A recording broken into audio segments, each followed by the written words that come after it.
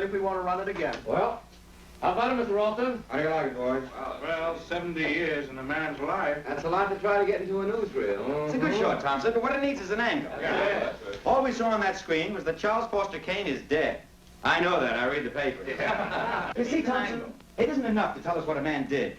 You've got to tell us who he was. Needs that angle. Certainly. Wait a minute. What were Kane's last words? Do you remember, boys?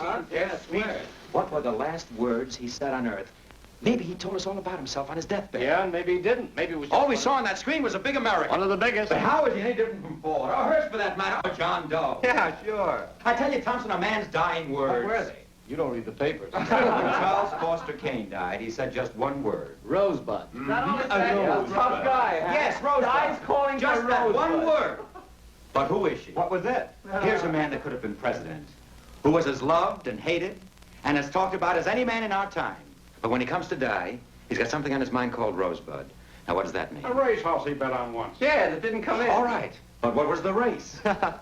Rosebud. Thompson. Yes, Mr. Hold Ralston. this picture up a week. 2 weeks if you have Don't you to. think right after his death, it might be... Find better to out read the about picture? Rosebud.